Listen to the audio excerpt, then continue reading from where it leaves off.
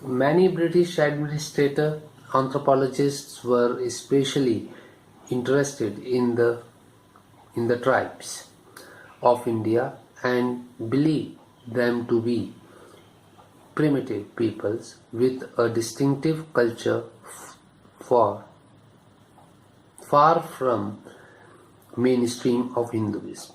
So the British administrators and anthropologists believed that the tribes are the primitive people and they were far from the mainstream Hinduism prevailing in the society.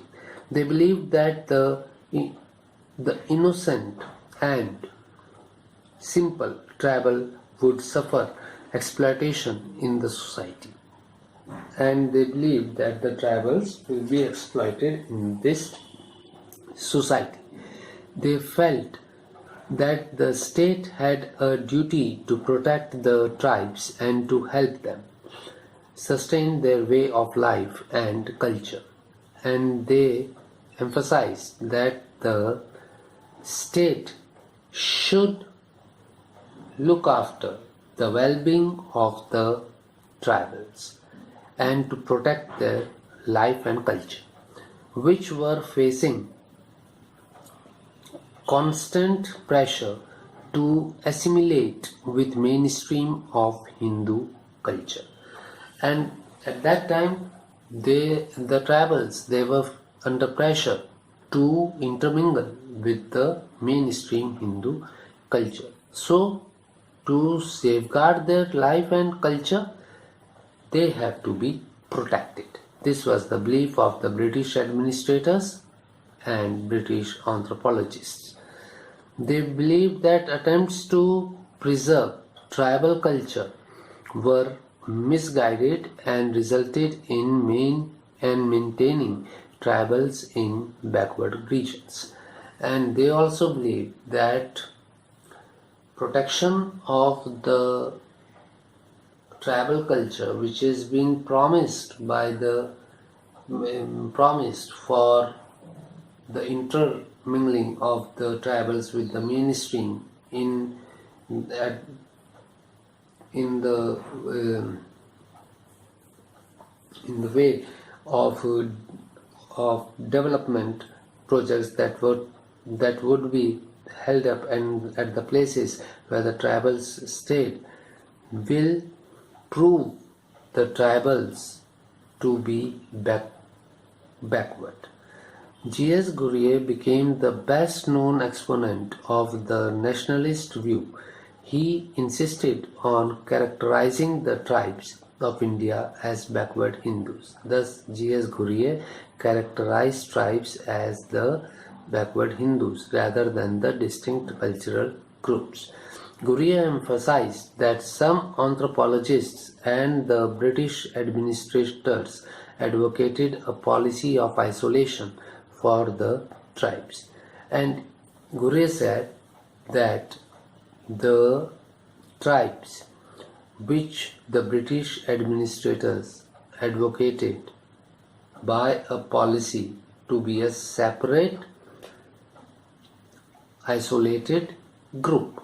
They mentioned many causes for it, such as number one, the tribals were different from the non-tribals or Hindus. They were doing this because they thought that the tribals were separate from the non-tribal Hindus. Second, tribals were the original inhabitants of the country. They are the persons who originally inhabited the country. Thirdly, tribals are unlike Hindus, animists. Then fourthly, tribals are different from the Hindus on linguistic grounds also. Fifthly, tribal contact with the non-tribals had been harmful for the culture and economy of the tribals. Ghurye referred to the long process of Hinduization of the tribals of India in different parts of the country. Some tribes had been integrated with the Hindu society. Some others remained loosely integrated. The tribes living in the hilly regions and the depths of the forests were barely touched by the Hindus. They were the imperfectly integrated classes of Hindus. The Ghuriye referred to the long process of Hinduization of the tribes in different parts of the country. Some tribes were integrated with the Hindu society, some others were partly integrated with the Hindu society, and the tribes that were living in the hilly regions or the deep forests, they were not touched by Hinduism. And they were the imperfectly integrated classes of Hindus. The tribes embraced the Hindu social order mainly for following causes. Why the tribes